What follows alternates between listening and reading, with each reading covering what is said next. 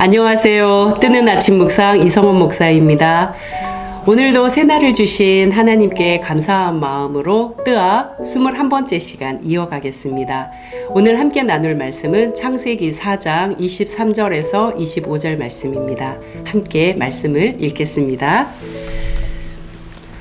라멕이 아내들에게 이르되 아다와 실라여 내 목소리를 들으라. 라멕의 아내들이여 내 말을 들으라. 나의 상처로 말미암아 내가 사람을 죽였고 나의 상함으로 말미암아 소년을 죽였도다. 가인을 위하여는 벌이 7배일진데 라멕을 위하여는 벌이 77배이리로다 하였더라. 아멘. 우리가 흔히 기독교의 핵심, 기독교의 가장 중심적인 메시지가 뭐냐 그러면 사랑이라고 말하잖아요. 요한복음 3장 16절 우리가 많이 암송하는데 하나님이 세상을 이처럼 사랑하사 이렇게 시작을 하지요.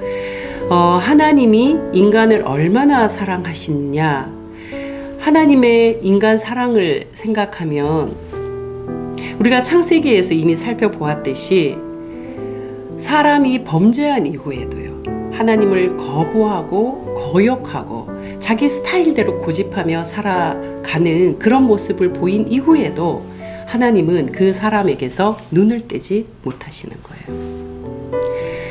하나님의 끈질기고도 정말 지독할 만큼 절대적인 이 사랑의 행동이 가장 극대화돼서 나타난 것이 무엇이냐? 바로 그것이 예수님의 십자가 사건이죠. 하나님이 하나님의 아들을 버리셨다는 말은요, 하나님 당신을 버리셨다는 말과 동일합니다. 그래서 그 위르겐 몰트만이라는 신학자는요, 그의 책 제목이 십자가에 달리신 하나님이거든요. 그러니까 이 몰트만은 어떤 이야기를 하냐면 십자가에 달리신 것은 예수님만이 아니라 아들 예수님만이 아니라 성부 하나님도 함께 달리셨다고 말하고 있는 것이죠. 중요한 것은 하나님이 우리를 얼마나 사랑하시느냐입니다. 하나님이 인간을 얼마나 소중하게 바라보시느냐입니다. 우리가 이 정말 중요한 가치를 놓쳐버리면 인간 주제에 인간 따위가 인간을 함부로 대하는 결과를 계속 낳게 되거든요. 인간을 만드신 하나님이 인간을 얼마나 사랑하시고 인간을 얼마나 존중하시고 인간을 얼마나 귀하게 바라보시느냐입니다. 출애굽기 19장 5절에서 6절에 보면은요, 애굽에 종살이를 하던 이스라엘 백성들을 하나님이 출애굽시키잖아요. 그래서 이제 더 이상 종의 신분이 아니라 뭐의 신분이 된 거예요? 하나님의 백성의 신분, 이제 하나님 자녀의 신분이 된 이스라엘 백성들이 이제 새로운 삶을 살아가도록 명령하시면서 하나님이 이들에게 정체성을 부여해요. 하나님이 이들을 어떻게 부르고 계시냐면 이렇게 불러요. 너희가 내 말을 잘 듣고 내 언약을 잘 지키면 너희는 모든 민족 중에서, 여러분 잘 기억하십시오, 내 소유가 되겠고 이야기합니다. 이어서 제사장 나라가 되고 거룩한 백성이 되리라 말씀합니다. 여기에 나온 이 소유라는 히브리 말은요, 세굴라인데 이 세굴라는 이런 뜻입니다. 내가 아끼는 한 가지. 내가 아끼는 한 가지. 다른 것과 바꿀 수가 없지요. 바로 그런 존재가 하나님에게서 누구라고요? 사람이라고요. 저이고 여러분이라는 말입니다. 그래서 하나님은 사람이 사람답게 살기를 원하시는 거예요. 인간이 인간답게 살아야 한다고 말씀하시는 거예요. 인간이 인간답다는 것은 어떤 모습일까? 하나님 창조하신 모습, 하나님의 형상대로 살아가는 모습, 바로 그거 아니겠어요? 선악을 네 마음대로 네 좋은 대로 결정짓지 마라. 네 혼자 잘 먹고 네 혼자 잘 살고, 아니다. 더불어 함께 모두로 살아가야 한다. 하나님 그것을 우리에게 가르쳐 주시죠. 이것을 조금 더 압축시켜서 명료하게 율법은 두 가지 계명으로 우리에게 명령하십니다. 첫 번째, 하나님을 사랑하라. 두 번째, 내 이웃을 내 몸과 같이 사랑하라. 하나님의 사랑, 이웃 사랑, 하나님 사랑, 이웃 사랑으로 우리에게 말씀해 주시는 거죠. 이것이 구약에만 국한되어 있을까요? 전혀 아니죠. 신약으로 넘어가면 마태복음 7장 12절에서 이렇게 말씀하고 계시는 거죠. 대접을 받고자 하는 대로 먼저 남을 대접하라. 이것이 율법이요 선지자니라 말씀하십니다. 대접받고 싶은 대로 먼저 남을 대접하라. 그것이 사람의 도리다. 그것이 사람 스타일이다. 그것이 사람다운 것이다. 너 혼자 잘 먹고 잘 사는 거 그거 사람다운 거 아니야. 그거 복 받은 거 아니야. 그거 은혜 받은 거 아니야. 뒤집으면 이 말씀을 하고 있는 것이죠. 그동안 우리의 신앙생활에서 너무나 심각하게 왜곡되어 있는 부분, 저는 바로 이 부분이라고 생각합니다. 우리나라 대한민국은 예수 잘 믿고 복 받아서 이렇게 경제 발전, 이렇게 성장해서 지금 이제 선진국 대열에 이르렀잖아. 뒤집으면 저 3세계 나라들 우상 숭배하고 저렇게 하나님 믿지 않고 저래서 저 모양 저 꼴로 사는 거야. 이것을 개인에게 적용하면요. 예수 잘 믿고 똑똑해서 공부 잘하고 좋은 대학 가고 취직 잘해서 돈 벌고 부동산 잘 늘려서 부자 되고 부자 되어서 또 교육 투자하고 또 대학 잘 가고 또 취직 잘하고 또 돈 잘 벌고 그래서 복 받았고 뭐 이거잖아요. 오해하시지 말 것은 잘 먹고 잘 사는 거 배 아프다고 제가 지금 이야기하는 거 아니에요. 부가 부정적이다, 부는 불의한 것이다 말씀드리는 게 아니에요. 그런 잘 먹고 잘 살고 잘 되고 성공한 것이 신앙이라는 것과 교묘하게 연결시키는 것을 말씀드리는 거예요. 그러면 예수님이 이렇게 말씀하셨겠죠. 나는 이 땅에 돈 주러 왔다. 보물은 하늘에 쌓을 것이 아니다. 보물은 이 땅에 쌓아야 된다. 이 땅에서 열심히 모으고 증식시켜서 그 부를 축적해라. 이렇게 말씀하셨겠죠. 그런데 예수님 그렇게 말씀하시지 않으셨거든요. 여러분, 죄라는 것을 우리가 살펴봤잖아요. 죄는 정확하게 죄로 직선 코스 타지 않고 비튼다는 거예요. 뒤튼다는 거예요. 잘 먹고 잘 살고 부를 누리는 것이 복 받은 거야. 이것이 예수 잘 믿는 거야 라고 하는 것이 이게 사탄의 속삭임이 아닐까 싶은 거죠. 여러분, C.S. 루이스가 쓴 스크루테이프의 편지라는 책을 많이 아실 텐데 이 책에 보면 아주 경험 많고 교활한 사탄이 나오죠. 악마가 나와요. 그 악마가 스크루테이프이고 아주 풋내기 악마가 나오는데 이 스크루테이프의 조카 워무드거든요. 이 워무드에게 이제 가르치는 거예요. 스크루테이프가 31통의 편지를 써서 가르쳐내는 거예요. 그 전략을 보면 두 가지예요. 그 전략의 핵심은 두 가지인데 하나는 뒤트는 거, 하나는 비트는 거예요. 비슷하죠. 이 악마의 전략이 직선 코스가 아니라 뒤틀고 비트는 거라는 거예요. 뒤틀고 비틀어서 실제를 보지 못하게 교묘하게 흔들어라는 거예요. 그리고 그 내용들을 보면 우리에게 익숙한 거, 습관화되어 있는 거, 낯설지 않는 것을 가지고 흔들어대라는 거거든요. 여러분, 우리가 낯설고 뭔가 어색하고 처음 봤고 경험 안 된 것은요, 일단 거부하고 보잖아요. 그런데 우리 몸에 배어 있는 거, 우리 머릿속에 아주 자연스러운 거, 그저 인식되어 있는 거, 편한 거, 이런 것들은 그걸 가지고 흔들어 버릴 때 거부하지 않거든요. 자기도 모르게 가랑비에 옷 젖듯 받아들인단 말이에요. 그리고 그것이 내 감정과 내 현실과 너무나 잘 맞아떨어지면 그것이 진리이냐, 그것이 본질이냐 빠져드는 것이죠. 그 스그로테이프의 편지 21번째 편지를 보면 이렇게 지시어가 나와요. 삶에 더 많은 것을 요구하도록 요구하라. 삶에 더 많은 것을 요구하도록 요구하라는 거예요. 여기에 어떤 내용이 담겨 있냐면 내가 주인이라는 생각을 부추겨서 청직이라는 본분을 망각하도록 하라는 거예요. 그리고 내 것에 집착하도록 하라는 거예요. 내 재산, 그러니까 그 책에는요, 내 장화부터 시작하라는 거죠. 내 장화. 내 장화부터 시작해서 나의 모든 것이라고 생각할 수 있도록 부추기라는 내용이에요. 결국 복음을 어떻게 하는 거예요? 왜곡시키는 거거든요. 복음의 본질을 왜곡시키는 것이죠.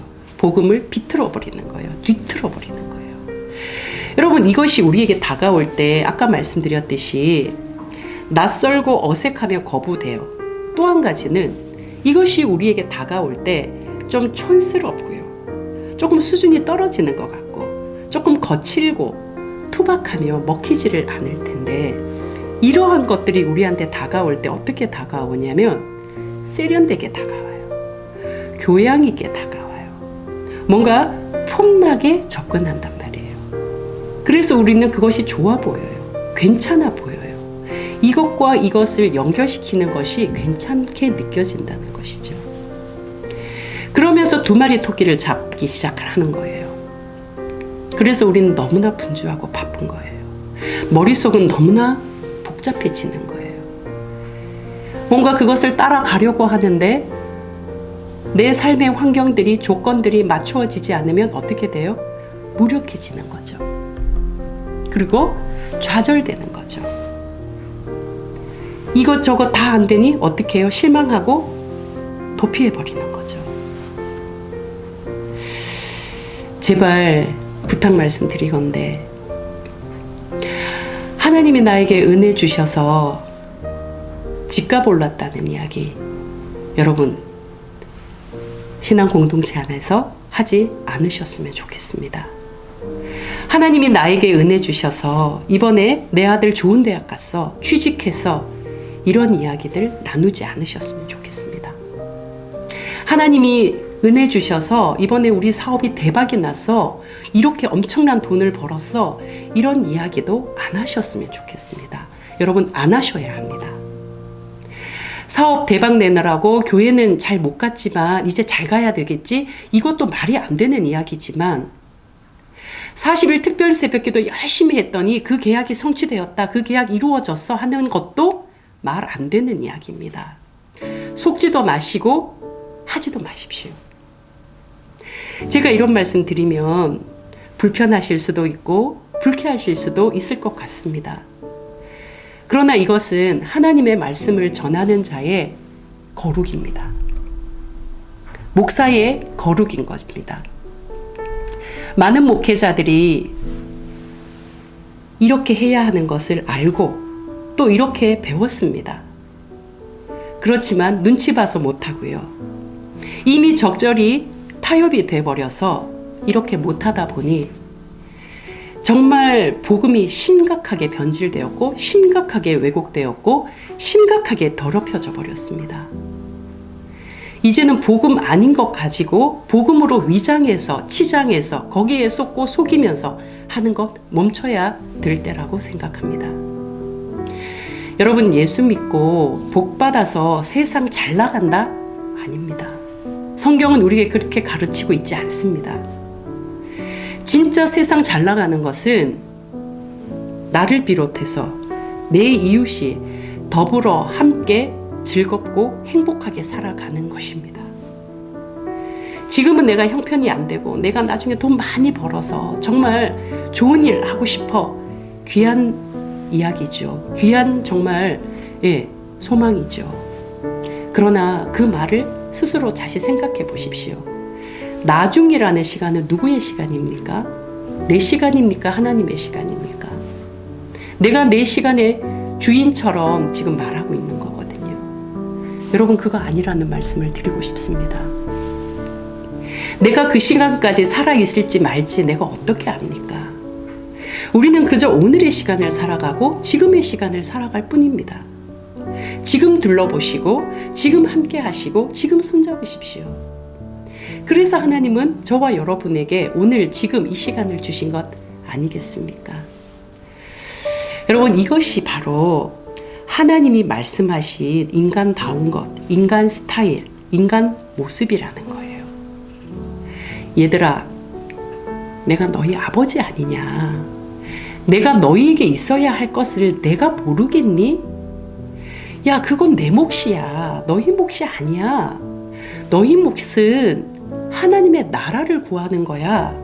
하나님과 올바른 관계를 맺는 것이고, 그 올바른 관계를 이 땅 속에 이루며 살아가는 거야. 그게 너희의 몫이야. 내일 일은 너희의 몫이 아니야. 내일 일은 내일의 몫이야. 너희는 오늘, 지금, 이 순간 열심히 살아가는 거야. 그것이 마태복음 6장이 우리에게 가르쳐 주신 메시지잖아요. 여러분, 가인이요, 은혜의 표를 받았잖아요. 은혜의 표. 그리고 잘 나갔거든요. 그리고 아주 승승장구했단 말이에요. 아, 은혜의 표를 받으면 저렇게 승승장구하는구나. 아니거든요. 오늘 본문을 보면 가인이 이제 성을 쌓았다고 나와요. 그죠? 성, 캐슬이잖아요. 그리고 이 캐슬의 명의를 아들 명의로 해줬단 말이에요. 그래서 에녹 캐슬, 에녹 성이라고 성경에 나오죠. 이후에 그 자손들을 보면요, 그 후손들이 아주 화려해요. 스펙이. 20절에 보시면 야발이 나오는데요. 야발은 가축 치는 자의 조상이라고 나와요. 지금으로 이렇게 해석하면 뭐가 될까요? 축산업계 대부. 예. 그러니까 아주 대형, 네? 그죠? 초대형 축산업계. 그렇지 않겠습니까? 21절에 보면 유발이 나오거든요. 유발은 수금과 퉁소 잡는 자의 조상, 이렇게 나와요.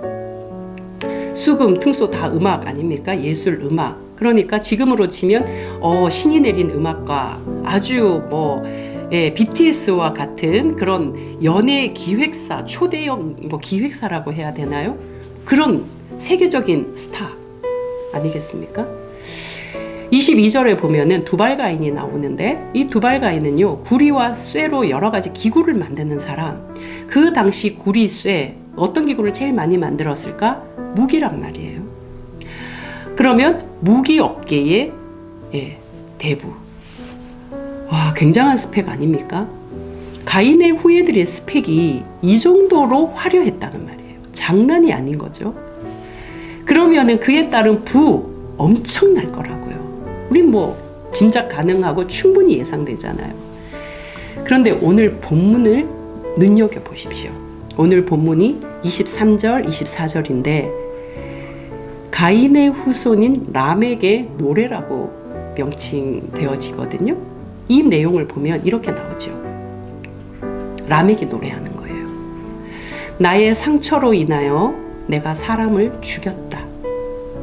나의 상함으로 말미암아 내가 소년을 죽였다. 여러분, 이게 노래입니까? 뭡니까? 끔찍하지 않으세요? 네가 나한테 손해를 입혀? 네가 나한테 상처를 줘? 네가 우리 아들한테 상처 줬어? 내가 가만히 둘 줄 알아? 그리고 자신의 힘, 권력, 그 모든 것을 동원해서 어떻게 한다고요? 몇 배의 폭력으로 맞받아치고 뭉개버리는 거예요. 그 존재를. 죽였다 나오잖아요. 여러분, 구별해야 돼요. 이들이 지금 사회 정의를 구현한 게 아니에요. 약자 입장에서 저항을 하는 게 아니에요. 보복하는 거예요. 폭력이에요. 그 보복은 몇 배의 폭력을 하는 거예요. 말로 나한테 상처 줬어? 눈빛으로 나한테 상처 줬어? 내가 견딜 수 없지. 너 따위가 죽여버린다는 거예요. 자신의 힘, 권력, 부, 이 모든 것을 동원했어요. 하나님은 가인에게 은혜의 표를 주시고 7배 완전한 보호를 약속하셨습니다. 그런데 그것이 어떻게 그들의 삶에 사용되었는지를 보면 77배로 확대시켜서 자기 가족만의 우월성을 강화시키는 수단으로 삼아버렸습니다. 여러분, 하나님의 은혜를 나만을 위한 것으로, 내 가족만을 위한 것으로 여길 때 이것은 우월주의로 다른 사람들을 함부로 하는 폭력이 행사될 수 있다는 거예요. 그것을 지금 창세기는 전하고 있는 거예요. 하나님의 은혜가 내 가족, 내 이해관계 속에만 머물러 있을 때 그것은 다른 이들에게 뭐가 될 수 있다고요? 폭력이 될 수 있다는 것을 지금 창세기가 전하고 있는 거예요. 사랑하는 여러분, 하나님의 은혜는 반드시 함께 살아가는 다른 이들을 위한 배려, 관심, 사랑으로 나타나야만 합니다. 그것이 하나님의 은혜입니다. 가인과 그 후에 라멕은요, 자신과 자신의 집단만을 지키기 위해서 이 은혜의 본질을 부정해버린 거예요. 왜곡해버린 거예요. 비틀어버린 거예요. 그래서 다른 사람들과의 관계에서 폭력을 일삼게 된 거예요. 이것이 바로 우리가 이제 다음 만나게 될 노아의 시대로 이어져 가거든요. 노아의 시대, 노아가 살던 그 시대만을 말하는 것이 아니라 지금 우리가 살고 있는 이 시대도 포함되어 말하고 있는 메시지이잖아요. 성경은 그 시대를 이렇게 우리에게 전하고 있습니다. 그때의 온 땅이 하나님 앞에 부패하여 포악함이 땅에 가득한지라. 폭력이 난무되었다는 거예요. 사람을 짓밟는 것이 아주 만연했다는 거예요. 여기저기에서 억울한 울음이, 억울한 울부짖음이, 피눈물 소리가 흘러나왔다는 거예요. 노아 시대. 지금 우리 시대도 다르지 않지 않겠습니까? 사랑하는 뜨아 가족 여러분, 늘 우리는 두 갈래의 길 앞에 서서 어디로 갈 것인가를 생각하고 한 길을 선택하며 살아가요. 성경은 우리에게 말씀해요. 두 길처럼 보이니? 길이 두 개 있는 것처럼 보이니? 아니야. 길은 오직 하나야. 여호와께서 인정하시는 의인의 길만이 길이야. 여호와께서 인정하시지 않는 악인의 길은 망하는 길이 아닌 거야. 그래서 길은 두 개가 아니라 하나라는 거예요. 길은 오직 하나입니다. 바로 예수 그리스도 주님이 걸어가신 길, 그 길만이 길입니다. 저와 여러분이 오늘도 이 세상에 발을 딛고 이 세상의 길 위에 서 있지만 기억해야 할 것은 우리가 걸어가야 할 길은, 우리가 따라가야 할 길은 이 세상의 길이 아니라 우리 주님이 걸어가신 길, 베드로가 걸어간 길, 사도 요한이 걸어간 길, 사도 바울이 걸어간 길, 예수님의 제자들이 걸어간 길, 우리 믿음의 선배들이 걸어간 길, 바로 그 길을 우리도 걸어가야 할 것입니다. 길 아닌 길 여러분 과감하게 포기하십시오. 돌아서십시오. 주님의 길을 걸어가십시오. 저도 그러겠습니다. 저와 여러분이 주님의 길에서 만나 뵙게 되기를 소망합니다. 그 길에서 만나 따뜻한 아메리카노 한 잔 나누면서 삶의 이런저런 이야기 도란도란 나누게 되기를 소망합니다. 오늘도 여러분 모든 분들의 삶의 자리마다 하나님의 평강, 하나님의 사랑, 하나님의 은혜가 충만하시기를 주님의 이름으로 축복합니다. 기도하시겠습니다. 하나님, 길 대신 예수 그리스도를 따라 오늘도 걸어갑니다. 흔들리는 감정과 휘청이는 믿음을 다시 붙잡고 내 삶의 크고 작은 것들 속에 복음을 변질시키고 있는 것은 없는지 살펴봅니다. 주님, 늘 서툴고 늘 생각만 많고 늘 변명하기에 급급한 우리의 모습을 불쌍히 여겨 주십시오. 오늘은 우리의 온 매무새를 가다듬고 복음 앞에 다시 서게 하여 주십시오. 나만, 내 가족만을 넘어서서 다른 이와 함께 살아가는 작은 실천들을 해가는 오늘이 되게 하여 주십시오. 오늘의 삶을 인도하실 하나님께 감사드리며 예수 그리스도의 이름으로 기도합니다. 아멘.